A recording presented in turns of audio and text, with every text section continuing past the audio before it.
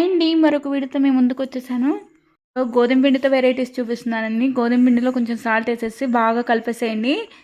తర్వాత పూర్ణం పిండి ఉంది కదా, దాన్ని రౌండ్ రౌండ్గా బాల్స్ లాగా చేసేసుకుని గోధుమ పిండిలో ఇలాగ అద్దేసి వేయండి రౌండ్గా.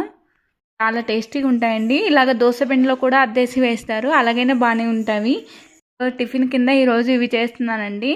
అలాగో కొంచెమే ఉందని చెప్పేసి బూరెల పిండి, ఇంకా ఆ గోధుమ పిండి మిగిలిన పిండిని కూడా ఏం చేస్తానో చూడండి. గోధుమ పిండి ఉండాలి కానీ ఎన్ని వెరైటీస్ అయినా వేసేసుకోవచ్చండి.